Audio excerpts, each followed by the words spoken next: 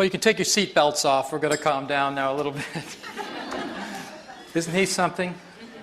And I need the toy. Here we are. Well, what I'd like to do is to start where Bruce left off. Oh, by the way, just it occurred to me when I was being introduced about the 14 years in the business world, and Doug said, well, something made him transition. I can tell you, he was living in fear for 14 years. It was living in protection. I don't know if you spend any time in the corporate world, but there's a tendency to circle the wagons and hope it's you're going to be saved. So I had done my time there. I saw a lot of pain. I saw a lot of opportunity, but in the position I was in, I couldn't do much with it. And so I really felt in the midst of really having everything that you're supposed to want. Good job, big bucks, all the creature comforts you could ask for. But what I noticed was my soul was hurting. I wasn't okay there. I wasn't okay just getting paid to do something I really didn't want to do and to sell something I didn't care about. So that was a crisis in a sense for me, but it was a real spiritual emergence as well. It was a coming out. It was a time to choose. Did I want to do my heart's desire, or did I just want to fold into the norm and do what I was expected to do? And I made the change.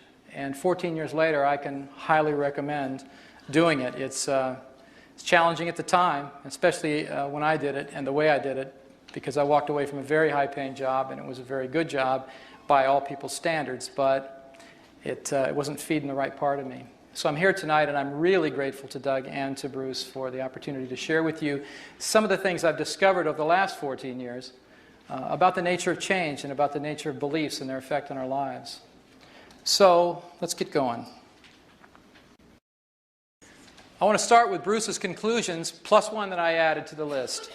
Do you remember his slide that said perception controls behavior? Very powerful words coming especially from a biologist. Perception controls the genes. Perception rewrites genes. And where I'm going with this is perception also rewrites behavior. I expect there's just 2 or 3 of you in the room maybe that might have a few behaviors you'd like to rewrite. I certainly did, especially 14 years ago, and so my search was to find the easiest, sanest, most effective, and quite frankly, the most painless way to do it. Graduate school didn't teach me about the painless part. In fact, it was all about go back, find the pain, work through the pain, and that's the only way to change your beliefs. I do have a different story to tell you at this point, quite a lot different than that schooling.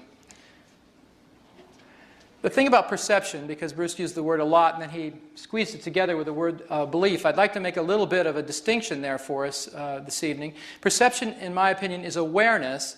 The dictionary calls it awareness, but it's shaped by belief. Belief actually precedes perception. And I'm going to be talking about how that happens, but the important fact about it is that beliefs control your perceptions. If you rewrite the beliefs, you can rewrite perception. And if you rewrite the perception, you can rewrite the genes and the behavior. So there really is no distinction, if you're in the healing arts, especially the complementary ones, between mind and body. It's just a different expression of us, who we are. I want to define beliefs as a working definition anyway in the following way. Beliefs are conclusions derived from experience, information and or experience. They can be either conscious or subconscious. And what I mean by this, let me give you an example. Beliefs derived by conclusions from information would be the kind of thing that would happen if you got jury duty and you weren't at the event that's being tried. Let's say it's a criminal case. You weren't there present when the so-called crime was committed, but you're sitting in a jury situation. You're now required to listen to information from 2 attorneys telling you their story, getting you ultimately to come to some truth, some level of belief about what happened in that event you couldn't attend. So you're creating a belief through information alone. The second version of that is experience. Typical experiences, say you're 2 years old, imagine, and you've never experienced fire before. So you're crawling around and there's a candle left on, and you're getting curious because you haven't had an experience with a candle or fire yet. So as most kids that are 2 years old, they'll move towards anything they don't understand to discover what it is. So you move closer and closer to that candle, and isn't it interesting? So you stick your little hand out, like you do with everything else, to touch it and grab it and see what it is like, and sure enough, you get burned. Well, as soon as you get burned, you've had an experience. Now it's not just curiosity that's associated with that candle. There's an experience and a conclusion that is drawn from touching that fire, which turns into a belief, which ultimately, as I'll show you, affects your future perception of candle. In the beginning, there's not much of a differentiated perception, but after an experience like that, there certainly is. And then I'm going to talk a lot more about the conscious and subconscious mind, because this is where, in my opinion, the greatest amount of ignorance exists in mainstream psychotherapy, is that we've been trying to change subconscious beliefs with lots of conscious means. And it turns out the two minds are so different that it's no wonder it doesn't work very well. Your beliefs actually determine your biological and behavioral reality. If I had to just describe Bruce's presentation in total in one statement, this would be it. Virtually every part of our lives is governed by our belief systems. And we'll talk about that a little more too. Do you remember this slide? Here's the filter representing our belief systems.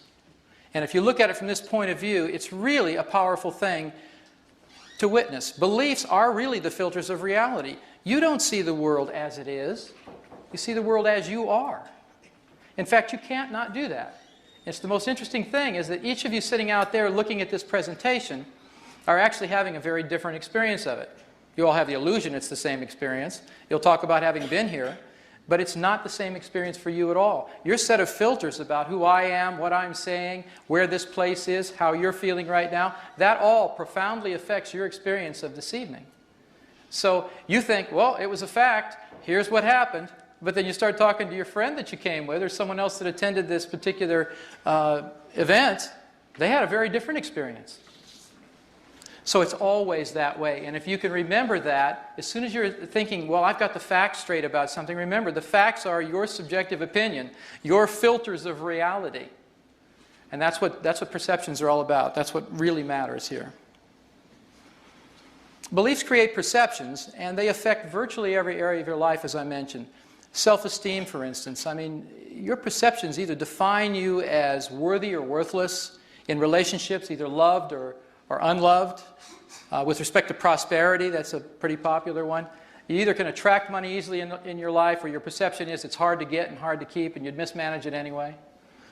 You look at your job performance. If your perception of yourself as a competent person or an incompetent person, it's going to make a heck of a lot of difference in terms of how you perform your job, and also the perception of others, of course. Mental health, you can see yourself as generally a happy person or a depressed one. Physical health, I mean, Bruce's presentation makes that pretty clear. The psychology profoundly impacts the biology of the body. Spiritual outlook, we have so many different spiritual systems and ways of looking at the hologram of God, so to speak, and all of the facets of it, that it is about perception when we're looking that causes us to believe and act in the way we do. And of course, the list goes on and on. Remember this slide? This is our friend Ecstasy. She represents joy. She represents growth in Bruce's model, moving towards something that's pleasurable. Do you remember this one? The Scream, it's called. So this one, of course, represents protection and fear. So my question to you is, if you had a choice, if you could choose between living like this, having your life and the undertone of your life being this feeling that you get when you look at this, or this, which would you choose? Oh no, let's review again. It's a tough choice. Would it be her? Or would it be him? All right, if you're having any trouble deciding here, or if you've decided you'd prefer this one, I only have one recommendation. See your doctor immediately and get your medication adjusted. Because under normal conditions, people are going to pick her. We want consciously to have our lives work. We want our lives to be filled with joy and pleasure and to look forward to each day. What prevents us from doing that? What is really the bottom line cause? How is it that your life maybe doesn't represent as much of this ecstasy as you'd like to have it represent right now? And I'll propose to you that what Bruce was telling you was absolute truth, and I'm just going to add a little bit to it. Whether you're living in growth and protection makes all the difference in the world. What determines that? Well, I can messages as a child versus I can't messages are one of the big ways that that determination happens. If you received more positive input from your environment, generally your parents, for instance, and you were told that you were lovable, you were told that you could accomplish anything, you were told you were good enough, you were told that you were wonderful, then you're probably having a life that reflects that more now than anybody could imagine, versus if you were told more I can't messages. You're not good enough, you'll never amount to anything, you're not smart enough, all those things that many of us heard. Those go in just like experiences. Those are experiences. They're just information driven, they're parentally induced usually, reinforced by society, and so we end up with a series of experiences that either put us primarily in growth or protection from our perception of life. Turns out our childhood programming becomes our habits of perception and behavior. You get your programs early on. By about 5 years old, the psychologists will tell you, your personality is pretty well set. What they mean by that is, you've had enough experiences to draw conclusions about yourself, and now you're either looking at yourself through the growth or protection filters. The good news is, even if you have produced these filters and you have habits that are supporting the perceptions and the behaviors that you don't want, they are changeable. They are changeable. Habits are usually the things that bug us the most because they are what they are. Habits are things that happen out of your conscious awareness. It doesn't seem like you have any control over them.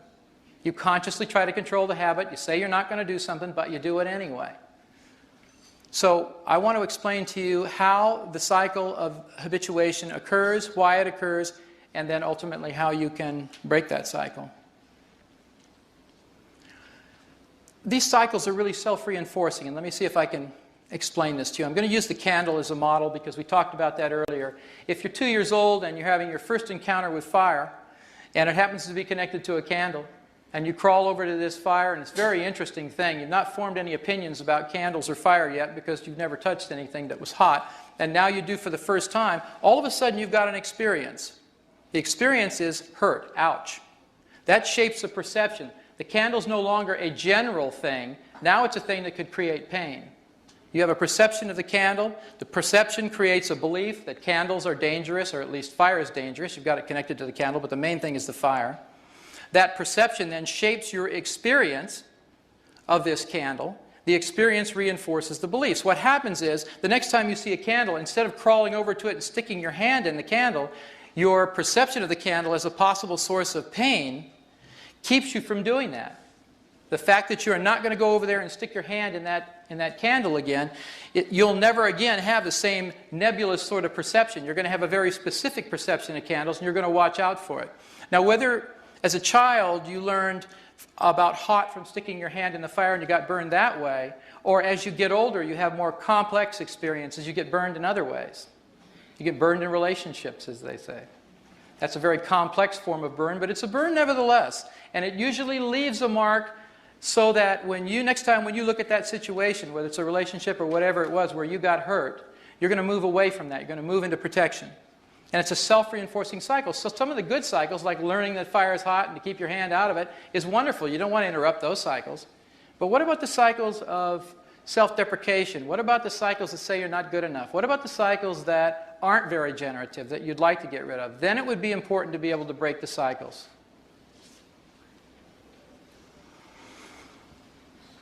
Basically, breaking the cycle amounts to rewriting the software of your mind, because then you can change the printout of your experience. As Bruce said so eloquently, it's about your perception. If you can change how you perceive the environment, essentially how you can perceive yourself in the environment, you can change the environment. You'll be treated differently the second you treat yourself differently.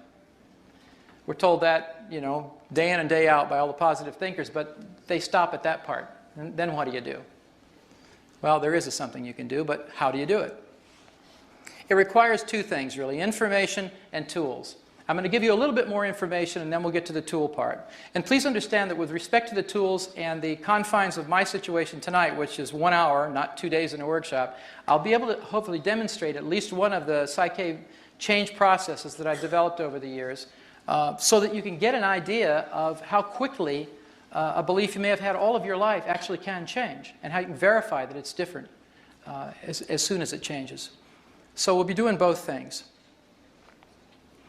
Now, one of the key pieces of information you need to be aware of that makes all the difference in the world is that you don't have one mind, you have two. I mean, haven't you ever tried to change your mind only to find out your mind is a mind of its own? Bet you have. And I'll bet you relate to some of these things down here, the ways in which people try to do that. If you've ever promised yourself you'd get in shape, but then you didn't. Ever made a New Year's resolution you didn't keep? Ever tried to quit smoking? Try to stop procrastinating. That's a favorite one. You swore you'd never get involved with another relationship, but you do. And the list goes on, and you can fill in your favorite personal one down there about what you've tried to change, and you said you wanted to change it, so there's a conscious intention, a commitment. You're a bright, energetic, committed person, but somehow it just doesn't come off. It doesn't happen, even with your intention focused in that direction. Let me give you a little rundown on how different those two minds are, because this is very important in understanding the nature of how change can take place very quickly and why it's been so difficult with the tools we've been given for the past 35 years, which are mostly positive thinking, affirmations, willpower, that sort of thing. I don't know about you, I tried them all. You know, they worked maybe 20% of the time, very frustrating, but it was best we had at the time, so people kept doing it. Just say your affirmations, just do that meditation, just do it over and over and over again. The problem was, it turns out, we were mostly talking to the wrong part of the mind that's in charge of habits, in charge of the change. Look, conscious mind's volitional. It sets goals, judges results, and it likes to try new things. That's the one that says, hey, there's something good happening, let's go out and do it. Let's go into an environment we've never been in. Let's ride the killer roller coaster. Let's do a bungee jump, you know. It's the one that would say, hey, that's a great idea. But your subconscious mind didn't like that at all. Subconscious mind says, it's busy monitoring the operations of your body, basic things like motor functions, heart rate, digestion, and it prefers the familiar. It's the part of you that likes to play it safe. It wants to know what's going to happen in the next moment. It doesn't want something new to contend with. Its basic job is to keep you alive and safe. So why would it want to bungee jump or get on a roller coaster? It's not interested in that. So remember, volitional and habitual, two different components of you completely. The conscious mind thinks abstractly. It's conceptually based. The subconscious mind thinks literally. It sees the world through your five senses. Bruce mentioned the five senses. You're going to see, hear, feel, taste, and smell. That's the only way the subconscious mind can know reality. The conscious mind is the one that reads all those self-help books. It's the one that says, yeah, aren't we inspired? Let's go for it. It's got all of that energy about what you're going to do. It thinks up all those really great ideas. But without communicating the ideas to the subconscious mind adequately, usually don't go anywhere. You get very excited. You ever been to motivational speeches? I mean, just plain flat motivational speeches. I mean, when I was in the corporate world, boy, we just did a lot of those. And I'd go into those things and they'd just whip you into a frenzy. I was clapping and stomping and yelling and screaming and I was so happy. And then as soon as that motivational speaker left, so did the motivation. If you didn't get him or her to come back, which is the point of it, of course, if you come back and get that fixed, you get cranked up again. But there's a better way to do that. There's a better way to get to that place and to stay there, and it has nothing to do with motivation, actually. The conscious mind is responsible for short-term memory, the subconscious mind for long-term memory. Now, the short-term memory has a little trick to it. I don't know if you know this, but it's an interesting fact. The average length of short-term memory in human beings is about 20 seconds long, short-term memory. Now, I thought that was really interesting because do you know how long it takes to look a phone number up in a phone book, take the coins out of your purse or pocket, and get them into a machine and dial that? 25 seconds. God's little trick. Yeah. So you can't quite pull that off in short-term memory. The subconscious mind is a very important aspect of this change process that I'm going to be sharing with you because it is responsible for long-term memory. A critical element. If you get up in the morning and you've forgotten basic things that you learned when you were a child, like say walking, things like that, driving as an adult, you'd have to relearn everything every morning when you got up. So you don't have to do that, and you can thank your subconscious mind because it remembers all of those things. It's taken all of that conscious learning and turned it into habitual understanding. Think about driving for a minute. When you first learned how to drive a car, how many learned on a stick shift? I'm just curious. Are you old enough to have? Okay. Yeah, well, me too. And it was a nightmare. I don't know about you, but I'm sitting in this little car, and I've got a gear shift over here. It's on the column. That's how old I am. It was on a column shift, and I got 2 feet, but they're 3 pedals. I'm thinking bad engineering right away. You know, it's a problem. What am I going to do with those? Then you got mirrors. You got people coming this way, people behind you. You got to steer the darn thing. You got to clutch, accelerator, brake. I mean, it was completely overwhelming, not counting my father, who was sitting next to me, yelling at me the whole time because he wanted to save his transmission in that car, and I'm popping the clutch, and it was an awful experience. But eventually, having survived it, I was able to move into an automatic version of driving, and now I don't think about it at all. In fact, most people don't think about driving at all. I noticed since I got here anyway. This is a very interesting place. But you know, the beauty of it is you can have a conversation on the way from point A to point B. You don't remember driving at all. You had a great conversation, but somehow you get there. What's that about? I mean, who's paying attention? Fortunately, you have a very powerful part of you that is paying attention. That's your subconscious mind. That gets you around when you're doing the things that are really fun, and it takes care of most of these baseline things that would consume all our time if we had to do them consciously.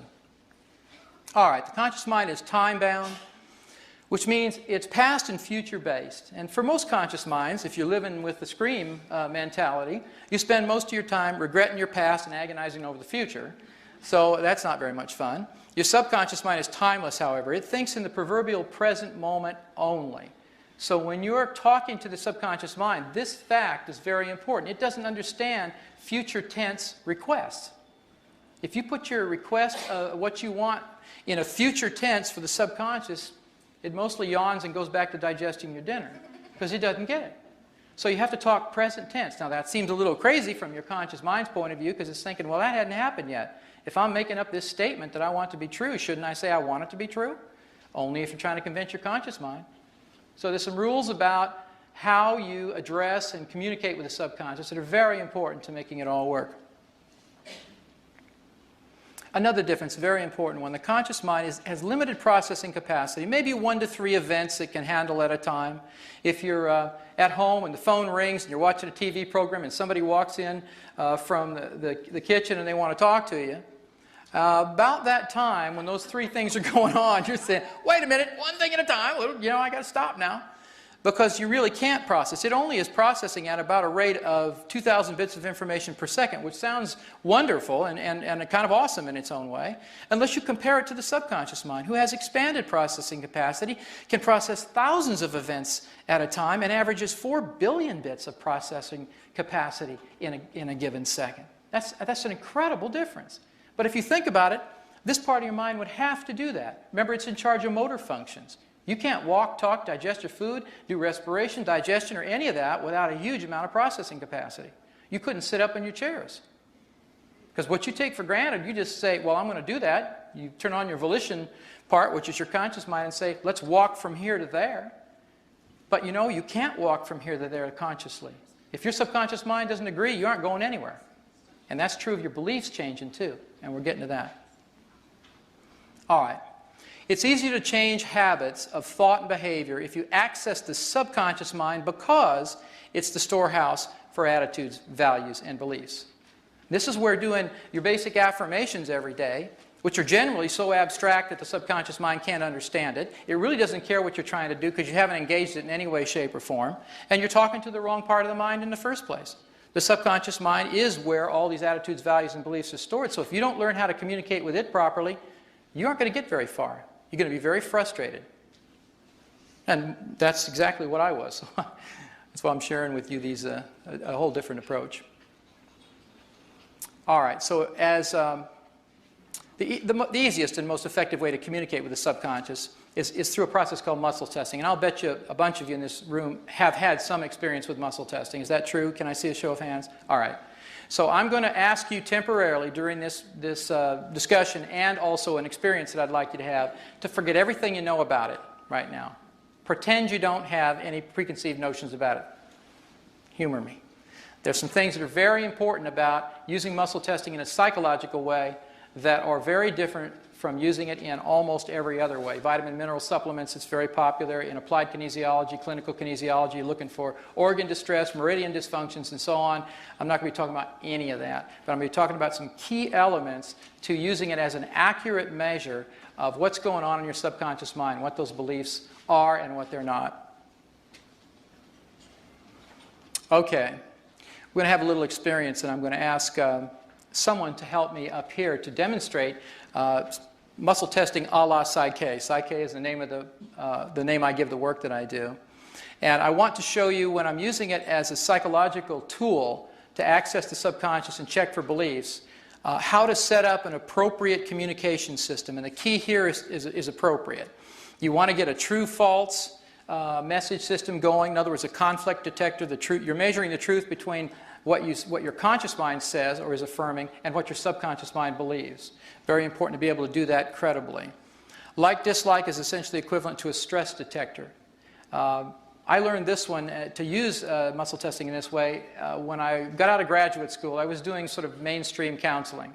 That's the insight-based talk therapy version where you come in and we sit down together and you tell me all your woes and I nod and say, yeah, that's interesting, tell me more about that. And you do. And then you come back next week and you tell me more about that. And come back next week, you tell me more about that. Well, I got tired of hearing it. They got tired of talking about it. So I figured something's got to change here. And a part of me, which was really the business part, just said, wait a minute, there's got to be some kind of outcome here. I mean, business is all about outcomes, all about bottom line. Turns out therapy, as I was taught in graduate school, is all about process. You just stay in the process. It's good for you. Oh, where's the part where you get out and get a life? I mean, you know, when does it end? Well, apparently it wasn't supposed to end. I never got that. So I thought, well, that's not right. So we're going to do something about that. So in the like-dislike thing, what I found was interesting was I'd get people coming in, they'd fill out this intake form, and I'd always ask, have you had any other kind of counseling? And oh, yeah, and they're putting it down there, 15 years of psychotherapy and all that. That's no joke. And they would say, I'd say, okay. So, and they're writing down what their primary presenting problem is, what they're trying to deal with. And they just write down stuff about, I said, what about your childhood? Tell me about your relationship between your mother and a father, you know. So I remember this one client wrote down, yeah, well, I've dealt with my mother, you know, she was very abusive, psychologically and physically, and, but, you know, I've dealt with that and I'm over it. And I said, oh, that's good. So we got to the muscle testing part, and I just had her stick her arm out, and I was going to do a little muscle test of stress detector style. And I said, think about your mother. So she did. And guess what happened? She just crashed and burned. I mean, she was a mess. The muscle response was very clear that just thinking about her mother still stressed her. All of those years of psychotherapy, all of those years of putting together reasons why I've now forgiven my mother, never got to the subconscious mind, which controls the motor functions, which controls the autonomic nervous system, which controls your biology, and ultimately your health. You know, Bruce mentioned, do you remember, about the biology and the effect on our immune systems? There are a whole set of beliefs that are immune-enhancing beliefs and a whole set of beliefs that are immune-suppressing beliefs. And if you look at the personality profiles of people who get various diseases, it becomes very interesting in a hurry. There's a whole field called psychoneuroimmunology, about 35 years of study in this country anyway, showing that people, for instance, cancer patients, one of the key qualities and attributes, personality characteristics of cancer patients is long repressed anger and hatred. They're really angry at somebody else, but if you hold that anger inside you, guess where it gets directed? It's your immune system. So the question is, how do you let go of stuff like that? We're going to be getting to that.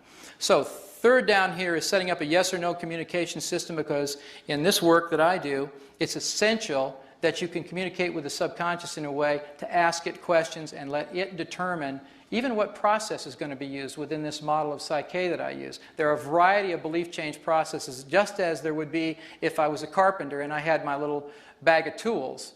I'd have a pair of pliers and a screwdriver and a hammer at the very least. Because otherwise, if you just handed a hammer and you say, go build that house, boy, you better find a lot of nails, because that's all you're going to be able to deal with. So you need some way to communicate yes or no, get yes or no communication from the subconscious.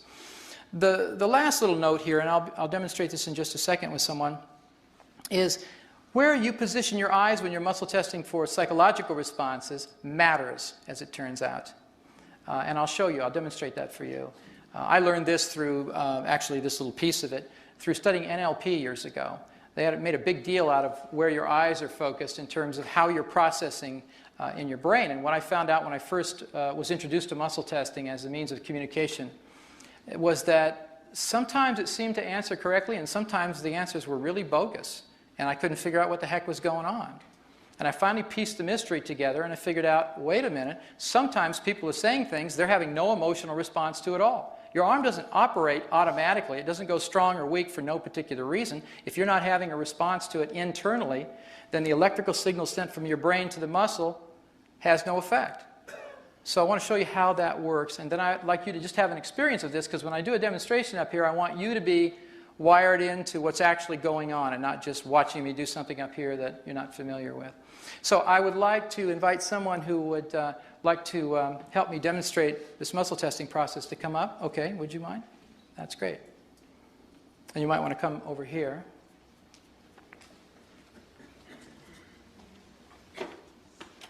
And you are? Juliana. If you'll come over here, which arm would you like to use for muscle testing? You most comfortable with this one? Right arm. Okay. So let's see if we can get you in some light and me in some light. This is good. Okay. I'm going to demonstrate all three of these things, and then I'm going to have you do just one for the sake of time and for your experience. But what I'm doing is I'm standing next to Juliana's arm rather than in front of her like this. I want her to be able to have clear vision over here and me out of her line of fire. So we're not exchanging too much information in our biofields right now. So Juliana, what I'd like you to do is the following. I'm going to be pressing down on your arm gently. I've got my hand here on your wrist rather than on your hand, and my other hand gently on your shoulder. Mm-hmm. Okay, I'm going to be pressing down. I want you to resist that pressure, okay? But with your eyes, I'd like you to actually put your nose out here in this direction, and not your head, but just your eyes focused towards the floor. Actually, I'm sorry, you can turn your nose over here. You're doing great. And just put your eyes towards the floor. And hold them right there. I'm going to press down. Let's just do this together. And I'll tell you before I press, because I'm going to say the words, be strong, okay? Here we go. Be strong. Good. Now, I'm just calibrating to find out what that's like. Am I pressing okay? It's not too hard. It's not? Okay. Let's try out some stuff and see what happens. So we're going to go with the first communication link up here. I'm going to have you say something that we know is true about you, and I'm going to ask you to do this one. This is the one that you will do as an experiment. So I want you to use your name, because it's something your subconscious probably agrees with, unless you're going by an alias.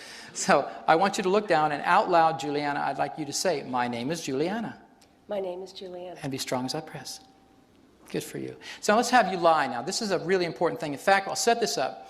If you get away with this and you can keep your muscles strong, everybody out here will give you $20. Okay. Hey, pretty good, huh? I just spent your money. I hope you're okay. You're rooting for me now, aren't you? Okay, here's what I want you to do. I want you to, again, with your face out here, but your eyes towards the floor. Let's make you somebody else completely, like some guy named Bill. We'll make you male. Your name is Bill. So I want you to say out loud, like you really mean it, my name is Bill. All right, my name's Bill. Be strong, Bill. And see what happens. I'm pressing gently, but her arm is actually moving down rather than locking in place. I know all of you can't see that exactly, but trust me on this. Can you feel the difference? Yes. Yeah, it's dramatic to her and to me, and I'm pressing very lightly. It's not about pressing harder. It's about when she says something that isn't true, roughly, you can rest your arm, roughly what's happening is equivalent to what happens in a polygraph machine. The brain is actually changing frequencies. The signal is changing. It's going into conflict because there's no file in there, either the gender file, which says she's a female and she's affirming she's male, and the name file crashes because her name isn't Bill, it's Juliana. So two things are going on that create conflict at the brainwave level. The signal, electrical signal from the brain to the muscle is what causes the muscle to go weak. It's not that her muscle mass changes or that I have to press any harder. It's simply a restricted signal because of the confusion, the conflict in the brain. That electrical signal is diminished. The muscle response is much, much weaker. So if you can detect this difference, you can set up this binary code. It's a natural biofeedback mechanism built into every one of us. So if you use it properly, it's very, very wonderful to find out what's going on at levels of your consciousness that you can't find out consciously about. So let's do the next one. Let's do an experiment with like-dislike. So what I'd like you to do is this. I'd simply like you, again, with your face out here, your eyes focused towards the floor, think of something you like, a circumstance, a situation you really like to be in, and get the feeling of being in it, and then let me know when you're there. I would like to be in? You would like, yeah. Feeling a situation you like to be in. Okay. It can be something you've already done, but you can think about it and go, yeah, I like that. Okay. You got it? Mm-hmm. You're real strong.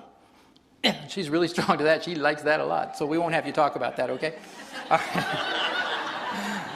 Okay. I want you to switch gears. I want you to think of something that you don't like, equally powerful, but the opposite of that pleasant feeling. And take your time and let me know when you've gotten into that feeling. Something you don't like.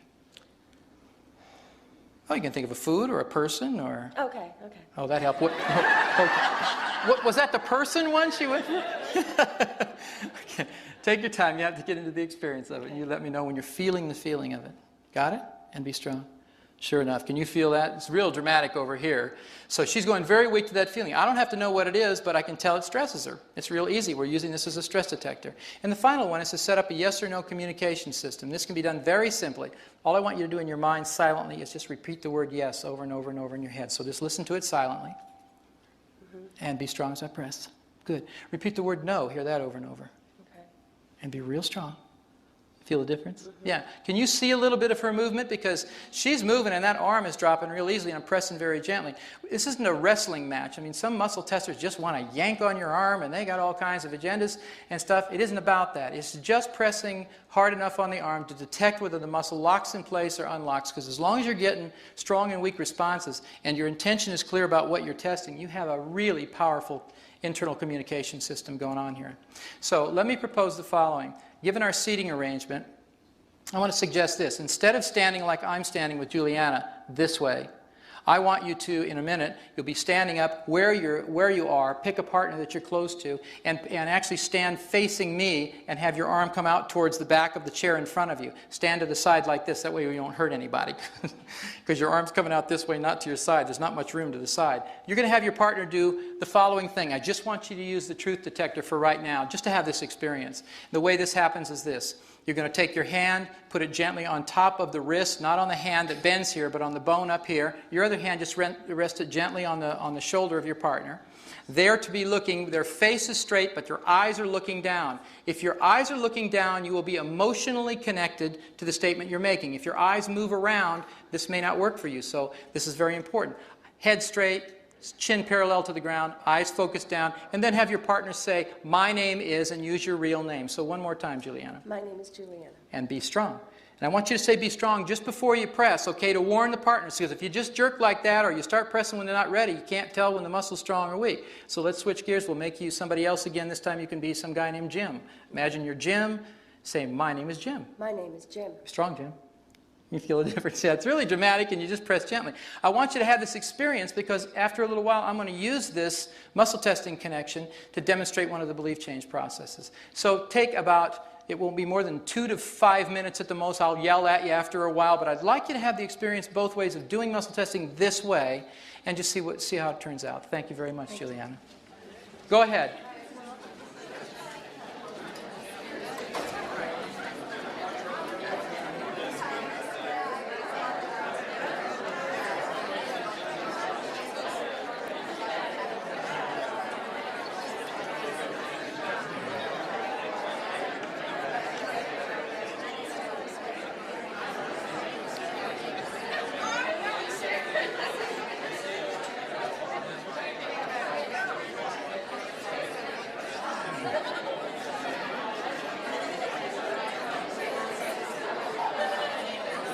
Going okay? Yeah. I went over a little bit, but not too much, 5 or 10 minutes. It's okay. Anybody else looking for a partner? Remember to focus your eyes down. Look down at the carpet.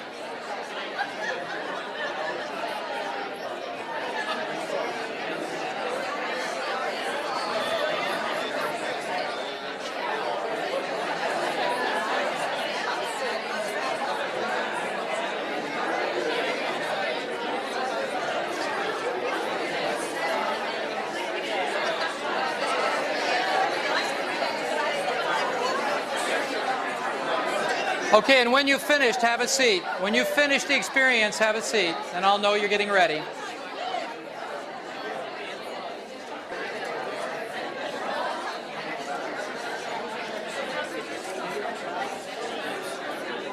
All right. Let's bring it back.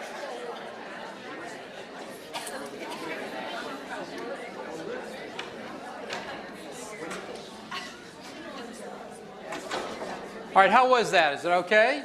Work? Yeah. That's good. There's a question. I'm sorry, I can't hear the question. Well, my name is George, according to the muscle test. Uh-huh. And you wonder why, yes. Okay. A couple things can be going on. One is eye position. Your head has to be up, not cocked down looking straight. That's why your chin has to be parallel to the ground and your eyes are focused down during the testing. If that's happening, then you will be more associated, more emotionally engaged in what's happening when you're talking. When you say something is true, there'll be a stronger sense of reaction in your physical body, and that's what causes the muscle testing to work. It isn't a mystical experience. It's a biological, neurological experience. It's really a very cheap biofeedback machine that you carry around connected to you, your physical body. So used properly, it will work fine. The other possibilities, and I don't have time to discuss them right now in terms of the anomalies, sometimes people will test weak to everything. There's a specific reason for that, and it turns out that's an easy correction. Sometimes they'll test strong to everything, no matter where their eyes are looking. And if you're strong to everything, that's another condition in the body that's happening at the time, and there's a corrective procedure for that. But even here, you know, I bet you there 90+% of you had the experience as you normally would, and a small percentage may need some kind of tweaking, in other words, to make it work really well. If you've never experienced muscle testing before, sometimes it can just be plain surprising. You know, it worked. What's that about? Because consciously you walk around thinking you're in control of your body and your behaviors and your responses and all of that, and the fact is mostly you're not. Mostly you have your subconscious mind running the program, both behaviorally and biologically, and you're just not used to accessing it and experiencing it consciously. So muscle testing is a simple way to do that. So, on we go. Not only do you have two minds, you have two hemispheres of the brain. And this is one of the key pieces also associated with the change process. And I'm going to give you just a quick course, Hemispheres 101 here, so we can move along. Most of you are familiar with the basic concept of brain dominance theory. You have a left brain and a right brain, a left hemisphere and right hemisphere. The left side of your brain is really the primary center for logic, linear thinking. It's the primary speech center, so that's where your words come from.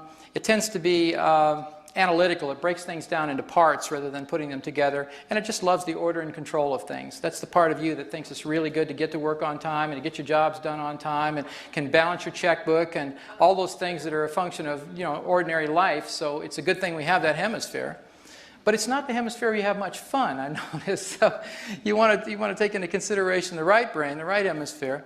It's where your emotions are. It's where pictures are made in your head instead of words. Tends to synthesize rather than analyze. So it puts things together rather than breaks them apart. And it tends to be the one that enjoys that feeling of being spontaneous and free. So when the weather's great and you could go do something really fun, that's the part that argues, let's go. And the other side says, no, we've got to get our work done first. So sometimes they compete, in fact, almost always, for your attention and control of your system, by the way. The arrows down at the bottom represent this crossover relationship between the hemispheres of the brain and the side of the body that they control. For instance, the left hemisphere of the brain controls motor functions on the right side of the body, and vice versa. The right hemisphere controls them on the left. Now, there's a word down at the bottom, or two words down at the bottom. Corpus callosum is a bundle of nerve fibers. They're like, think of them as fiber optic links, millions of them, part of a very sophisticated commissure system that is a communication pathway between the left and the right hemisphere. On a good day, when both hemispheres are talking to each other, you're getting a lot of crosstalk going. That communication system is wide open. So it's really a bridge between the hemispheres. And when things aren't going so well, or you get stressed, as Bruce was talking about, the fight or flight response, what typically happens here is that commissure system, that corpus callosum, shuts down, like it becomes a barricade rather than a bridge to crosstalk. And so you will go into a favored hemisphere to deal with a given situation. It's not that people are all left brain or right brain. The research was very clear about that, but the pop culture didn't get that part. It's much easier to write about, oh, what are you, left brain or right brain? Well, guess what? You got two hemispheres and you're both.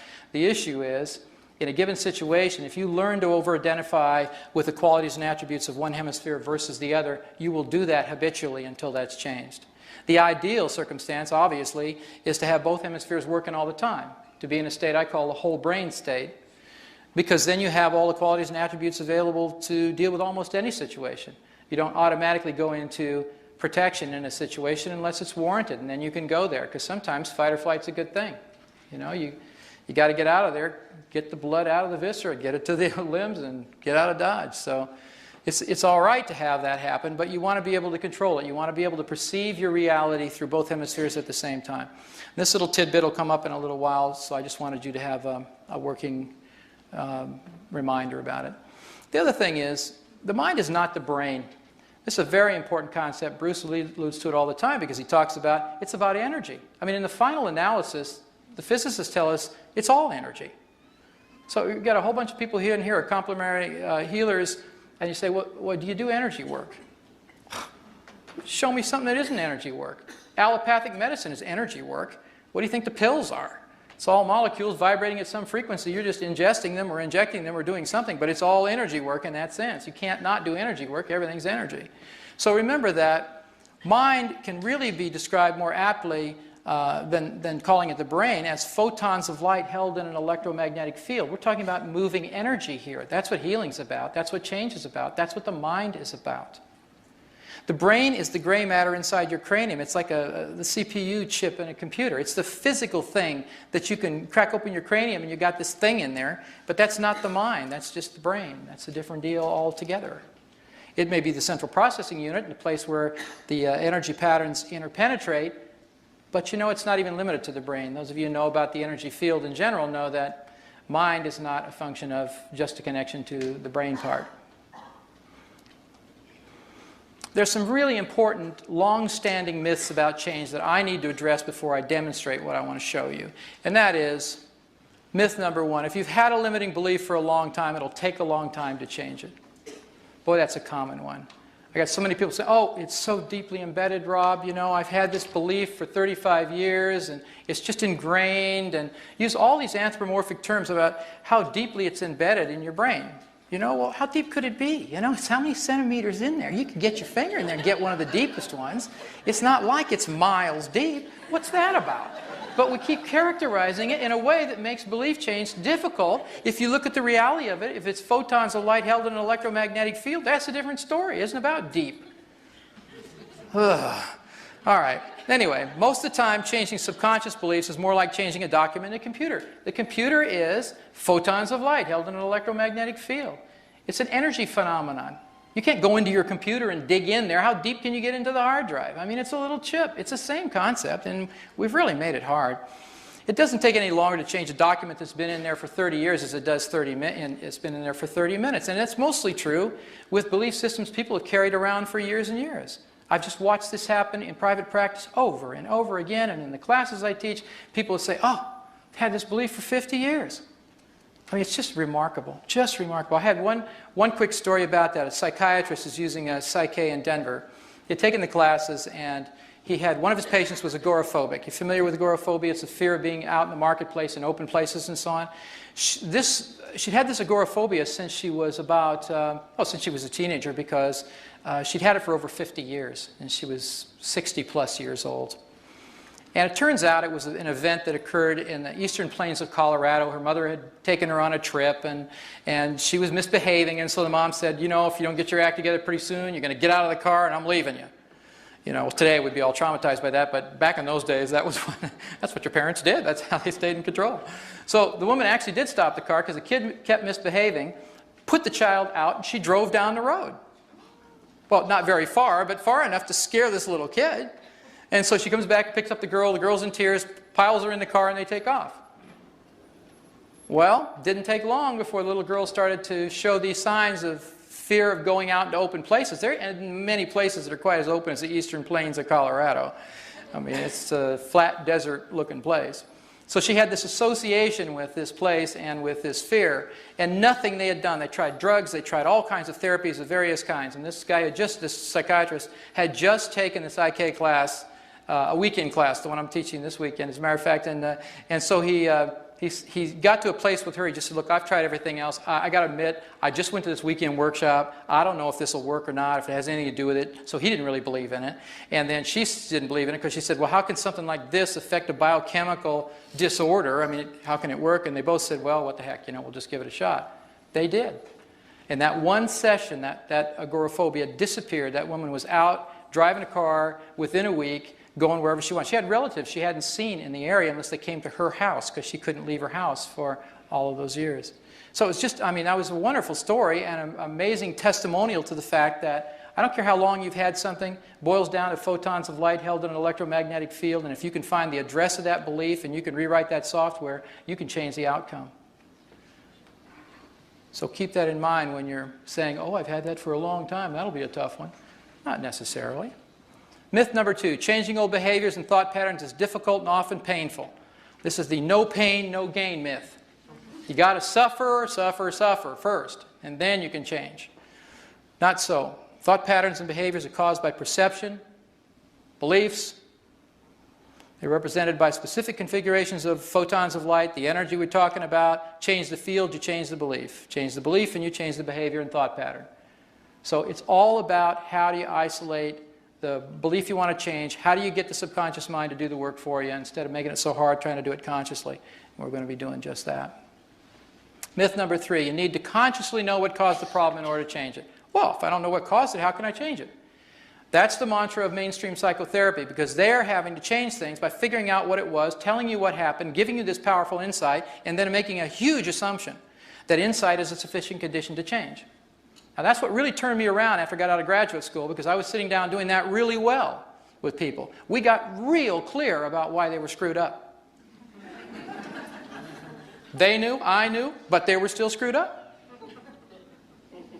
Unsatisfactory, unacceptable. You had to figure out a way to change that. How do you get to the behavior? Not just through this ton of awareness. I don't know about you, I'm up to my eyeballs in insights. Spiritual insights, psychological insights, all these insights, and then you got to wonder, well, why does my life look like all these wonderful insights I've got? I mean, true. So the reason is we have been talking to the wrong part of the mind most of the time. So becoming consciously aware of the source of the problem is seldom necessary to change most beliefs or behaviors when you're dealing with the subconscious mind. That's where the power is, that's where the juice is, that's where the storage unit is for your beliefs. It's not about willpower. Okay, let me give you an overview of the process that I use, and this is basically the components of it, think of it that way, to get the job done in terms of speeding up change. And literally it can happen in just a few minutes. Establishing communication with the subconscious is step 1. I was never taught that in graduate school. In fact, I don't think they mention the subconscious except talking about Freud. And Freud, I mean, if you listen to Freud, the subconscious is a place nobody wants to go. I mean, talk about a deep, dark abyss of, repressed sexual desire. And you know the term Freudian slip? You know what that is? That's when you say one thing, but you mean your mother? Yeah. That'd be a Freudian slip. Okay. So nobody wants to go there because they've made it a horrible place to go. But the fact is, it's no more horrible than your hard drive. You go to your hard drive all the time. If you open your computer and you get documents out of there and stuff, that's energy. So we're going to be communicating with the hard drive here. You're going to pretest a desired belief statement. That's a very important thing to find out if your subconscious believes it or not. Like Juliana was very kind to come up here and give her attention to this process, and I had her say something that was pretty non-threatening, my name is Juliana. But what if I had said something like, had her say something like, I love myself unconditionally, or I trust that I am a wonderful person, or anything that she would desire to be and to know about herself. Then all of a sudden the rubber meets the road. Now you're finding out from your subconscious mind, do you agree with that statement or do you not? You may have done tons of therapy, you may have been saying affirmations and meditated for 25 years, and I tell you, surprise, surprise, you'll say something you think is true and you do believe it consciously, but your subconscious mind never got the message. And that's the part that really needs to get it in order to have behavioral change last. That's why so much change tends to be temporary and made out of lots of willpower. All right, so we've got pretest the statement, get permission and commitment to change the belief using a Psyche balance. The balance processes that I use, I call them balances because essentially what they do is they create a balanced identification or perception of the left and right hemisphere of the brain at the same time for the new belief. And by doing that, using this whole brain integration process stuff, you can reduce the resistance to internalizing a new belief very quickly without all that effort and struggle. And the permission and commitment thing is really important. I've noticed in conferences I've attended for energy psychology, as an example, many of the processes make huge assumptions that if you have something that looks like it needs to be fixed, it actually represents something that's broken. I don't know about you, but a lot of times whatever you call broken is a messenger. That message is there to that pain or difficulty or whatever you call dysfunction is there to teach you something, and you kill the messenger. So I found that it's much wiser to find out from the subconscious. It's even a good idea to do what you're talking about consciously before you do it. It saves you a lot of grief later on, and you don't have to get the proverbial 2x4 returning to get your attention because you managed to get a symptom to go away. This isn't about treating symptoms. It's about the cause of the symptoms. And then we'll do a balance, which is the process for change using whole brain integration of some kind or another, different varieties of that. We'll post-test the belief statement because it gives you a physical muscle response that's going to be different than in the beginning. So you have an objective way to measure a subjective change. You don't just say, well, how do you feel? And you go, well, fine, you look good. All right, see you next week. It's not that. You know before you leave the interaction whether that belief resides in your subconscious or not. So there's a way to know it for sure. And then celebrate the change, and that's my favorite part. So we'll be doing that. Okay. So, let's see.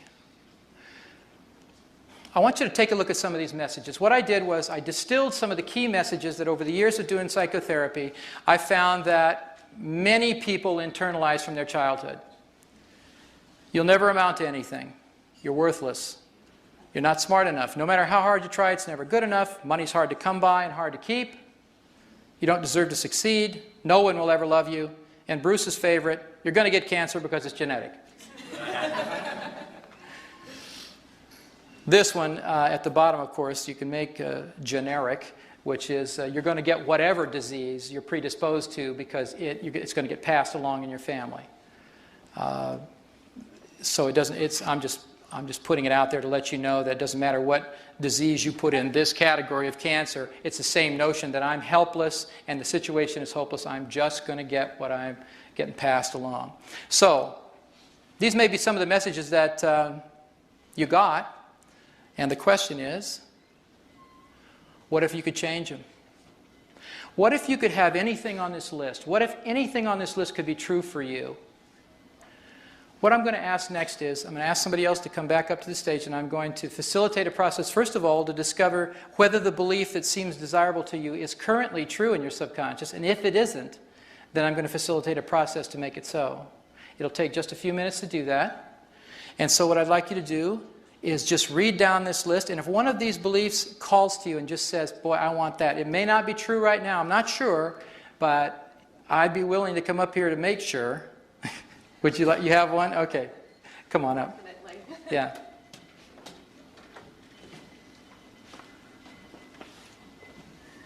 Get this one, I might actually be able to finish my PhD. And which is that? I deserve happiness and success in my life. I deserve happiness and success. And your name is? Karen. Karen. Okay, Karen, I'm going to have you come over here, please. Like about so. And I'm going to have you put your arm out. We're going to do a little muscle testing together. Can I have you turn this way just a bit? Thank you. With your chin parallel to the ground, your eyes focused down and open. I'm going to press down on your arm. I want you to be strong if you can. You ready? Okay. Be strong. Okay. So we're going to do what we did initially to establish communication, because I haven't gotten a weak signal, so I don't know what that's like in Karen's system. So I want you to say out loud, my name is Karen. My name is Karen. Be strong, Karen. Good. Say, my name is Frank. Be a guy named Frank. My name is Frank. Strong, Frank. Okay, can you feel a difference in that? Okay, I'm not pressing hard. I don't want to press hard. I'm not trying to make this dramatic. I'm just trying to press hard enough that she can tell when the muscle locks in place and when it unlocks. So we're getting a very clear signal here. Just for fun, I want you to do in your mind silently, repeat the word yes. Hear that over and over in your head. And be strong as I press. Okay, repeat the word no over and over. And again, be strong as I press. Good, you feel the difference? Yeah, big difference. Okay, Yeah. So what we're going to do is we're going to make this a little juicier now. We're going to have Karen actually say her desired statement out loud. We're going to test it against what the subconscious mind currently has residing in there as a set of beliefs and see if she has any beliefs that support that. She may actually not believe it consciously. It's possible she could already believe it subconsciously, and we don't know that until we test. So if you put your arm out again, I'm going to have you say your statement out loud, which is, I deserve happiness and success in my life. Look down and say that like you mean it. Okay, I deserve happiness and success in my life. And be real strong. Oh, nice try. Please, God, make it work. That's about wanting it with all your heart and soul, but not having the program to support it. And that's what I mean. You know, you think, oh, geez, I've tried it, and I want that, and I'm really desirous, and oh, I'm all lined up. And your subconscious says, sorry, you know, no software for that one. All right. So what I'm going to do now is I'm going to demonstrate a change process. And this is different than teaching it, so please forgive me in terms of not being able to have the time to explain each little detail. That's why it's a 2-day workshop. I can't make that into this hour or so that we have together. But I'm going to facilitate this with her by going through the protocol, generic protocol I showed you, and we'll see what happens. So if you put your arm out for a minute, please. Okay. First of all, we're going to get permission and commitment. We've already tested the statement. We know that you're weak to the statement. The goal is to get her to be strong to the statement. Right now she tests weak, although she's really wanting to be strong. And I can understand that. All right, so I'm going to ask a couple questions. You don't have to repeat any of this out loud. Just listen. And then I'm going to muscle test for yes and no responses and so on, okay? Okay. All right, it's safe and appropriate for Karen to balance for this goal now. So be strong, Karen. Good. We get a nice, strong response indicating yes. All parts of the system are ready, willing, and able to balance for this goal using a new direction balance. So be strong if you can. Good. All right, her subconscious mind just agreed to one of the several psyche patterns. You might be asking yourself, how could she know what that is? Well, I'm not asking her conscious mind. Turns out I'm asking her subconscious mind. And the real magic of this is lots of information is shared subconsciously that you're not aware of at all. Every time you walk into a room, especially if you're as close as I am to her right now, much information at the 4 billion bit processing level is being exchanged between us. So if I know what a new direction balance is, turns out I do, I muscle test her and her subconscious mind can actually give me a response to that because it can access my hard drive. It's very interesting about this stuff because I did it in foreign languages just to prove this to myself. What a trip. I got muscle tested in Mandarin Chinese, and my subconscious mind knew what this person was saying. All the muscle responses were correct for the questions that she was asking.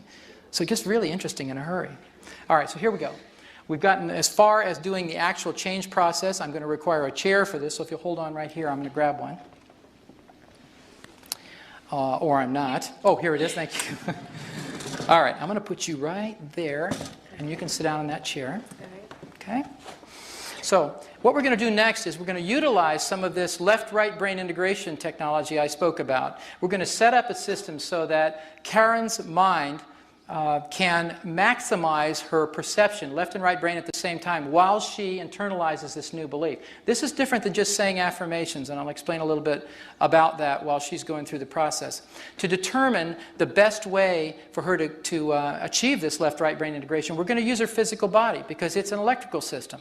If she crosses her ankle one over the other, her electrical field actually changes. I don't know if you know that, but when you cross your ankles or your legs, you're really changing the field in your entire body. Same with your wrists. Any place you can cross the midline of your body makes a different electrical circuit, just like a circuit board. So watch what happens. If you put your arm out like so, please, and cross one ankle over the other, it doesn't matter which one, looking down again with your eyes, I'm going to press down, you see if you can be strong. Okay, switch your ankles the opposite way. Let's see if it makes any difference when I test. And be strong now. Ooh, you see the difference? Go back this other way. Apparently there is a clear preference here. Be strong. She's real strong when she crosses right ankle over left. And remember, this is all in relationship to this goal. This is not a general thing now. We're into a belief change piece. That's the target. And her subconscious mind is telling us, hey, this is the way I need to be configured optimally to get this belief to be true. So while your ankles are in the position that caused the strength, I want you to do the following with your wrist. Put one on top of the other straight out in front of you like so. I'm going to press down on both of them, and I want you to be strong if you can. Strong now. Okay, switch them the other way. Let's see if it makes any difference. Be strong now. You tell me which one feels stronger. Go back to the other way. Be strong now. Okay, and back the other way. Be strong. Yeah, this way does, doesn't it? Like so. Yeah. We're getting a clearer signal. I just had to test a couple times because the difference is fairly subtle. So what you do with your hands now is just go ahead and interlace them like this. You can rest them in your lap. Here's what I want you to do. And then I'm going to have a little chat with the group while you're doing it. I'm going to have you close your eyes in a little while, and I'm going to have you be able to silently just repeat the statement. I'll give it to you, and then you're just going to repeat it gently over and over in your mind. And what I want you to do is I want you to actually invite any resistance to the idea, any other ideas like your statement is, I deserve happiness and success in my life. If you've got any other voices in there that say, no, you don't, you never did, you never will, all that stuff, rather than try to push them away or make them go away, I actually want you to invite them in. Say, okay, come on, because it's an educational process. You're going to be saying this statement to this resistance until the resistance just disappears. So until you feel either a mental, emotional, or physical change, keep your eyes closed and keep saying the statement to yourself. When you feel that shift, I want you to open your eyes and we'll do the next part of the process. Okay. Deal? Mm-hmm. And I'll amuse everybody out here while you do this. Okay. So I want you to close your eyes, silently begin to say the statement, I deserve happiness and success in my life. And while Karen is doing that, I wanted to make a couple of comments about what's going on. we've configured her body, not according to my guess or my judgment about what she needs, but her subconscious mind, which knows how that belief is blocked. It knows exactly what software needs to be rewritten to make it so, and it's in the process of doing so right now. It's different than meditation, because most meditation is single-focused and all other ideas must go away. You notice the instruction I gave her wasn't to do that. It was to say the statement and invite these other ideas in. It's not prayer, because you're not really asking for intercession in some way. Come, please help me. It's not that kind of thing. You're just affirming this belief over and over. It's not visualization. It's not positive thinking. It's simply affirming a statement to be true, educating the parts that are in resistance, and doing it through the filters of whole brain integration. While in this posture, she can't think of the downside of this the way she used to. Left and right brain now are working simultaneously, and they're perceiving this goal in a brand new way that she hasn't been able to every time she's thought about it in a normal sitting posture or just in her normal life. So it's really interrupting the cycle of over-identifying with the left or the right hemisphere of the brain, which kept her stuck. As soon as this comes into a whole brain integrated perception, the belief's hers, and we'll test it out. Okay? So you keep at it until you can feel something change, and then you just let me know, and I'll keep talking to all these people about this. So it's usually this process, I'd say on average, takes about 2 to 5 minutes for most beliefs to change. Small price to pay for something you've had all your life that's been arresting your life and keeping it from being in that ecstasy, the picture that we saw, and really promoting a lot more of the protection and the scream energy to your life. So it can shift, it does shift, and it's not about me doing something, it's about her. In fact, all of Psyche is really about very little about the facilitator and a whole bunch about the innate wisdom and the divinity within each of us. It's activating that and moving it into a specific area of intention and giving the tools to the subconscious mind to do the job that it is capable of doing with the proper instruction for doing it. Sometimes when the change is taking place, this is another interesting aspect of this process, is that it's not particularly visual. You don't have to visualize anything. If you're not a good visualizer, you don't have to make a picture in your head to make things come true. If you tend to be more auditory, you make sounds in your head, you talk to yourself in your head, you'll go there. However the belief is wired in that needs to be changed, that's what she's going to get internally. So sometimes you'll get pictures, sometimes you'll get sounds, sometimes it's just your body, your feeling. You'll feel the body change, you'll feel the muscles tense and then release. Happens differently for each person and different with each belief. Okay, she seems to think something's going on here, so we'll check this out. So unhook your ankles and your wrists, unhook these guys. Okay. Put your fingertips together like so. All right. Just hold them there. This is equivalent to the save command. If you think about what she was just doing in a computer metaphor, she was editing the documents that kept her from believing she deserves this life that's going to work. Then we're saving this to the hard drive. We're making it a permanent document in her subconscious mind so that it won't just go away. It's the same thing as you always save your work before you turn your computer off, so it's there when you get it next time. Same idea, so you can let go of that. Put your arm out to your side. I'm just going to test to see where we are with the process right now. This is a sort of intermediate deal. So just listen. This process is complete, so be strong if you can. Good. I get a nice strong response. You can stand back up, please. I'm going to remove the chair here.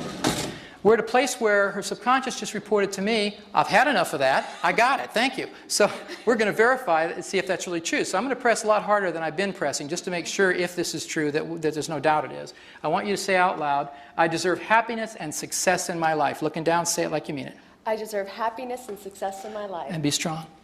Yeah, and if I let go, she brings like a springboard. Nice going. Thank you. Good for you. So hang in there for just a minute.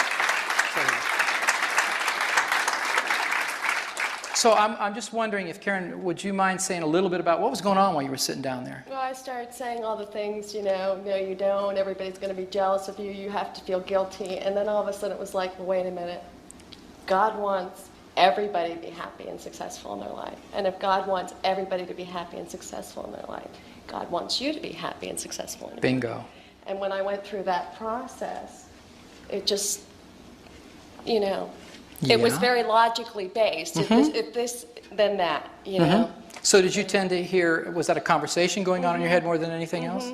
But then as soon as I realized that, I felt like just kind of like a lifting, like a happiness type of thing. Well, I think that I deserve happiness and success. Might have something to do with the feeling getting to come in for a change.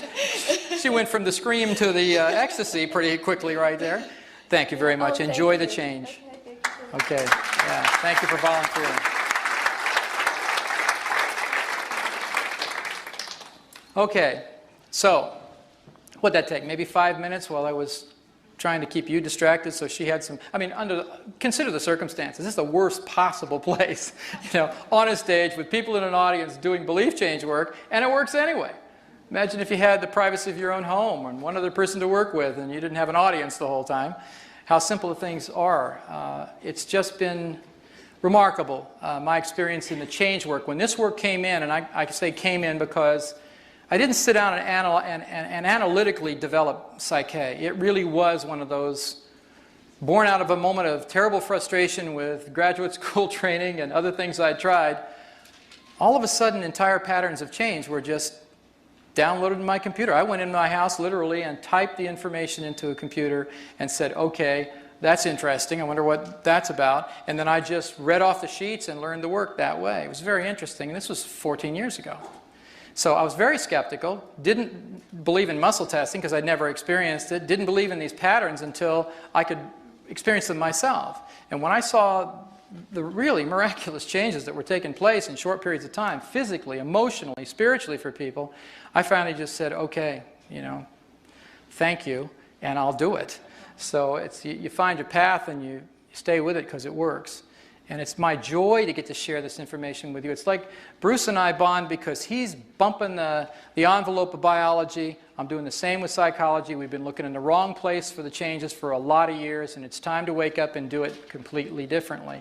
So thank you for your kind attention, and if you have an interest in learning more about the work, Doug's going to tell you about our workshops on the weekend. Are there any questions before I close? Anything that pressing and you need to know other than you need to go? Okay. One last thought. Okay. Is this something you can teach yourself to do? Can you do it with yourself? Is that what you're saying? Can you do this all by yourself? Yeah, you can. There are methods of self-testing that are possible, and they have their limitations. So what's really good about it is if you have a friend or anybody, it doesn't even matter that they even know the work, and if they don't come to the workshop, that doesn't matter. What matters is one of you came. Then you'll know the work, and all you need to do is take 2 minutes and teach somebody muscle testing. If somebody else is pressing on your arm, it's just more objective than if you're doing the whole loop yourself. At least that's what I would recommend. A lot of people do it, and I honor that, but I would rather have somebody else testing me than me testing myself, especially when the issues are really where the rubber meets the road. Okay? All right, so final thought. Remember that your beliefs determine the limits of what you can achieve. As Henry Ford put it, if you believe you can, or if you believe you can't, you're right. Good night.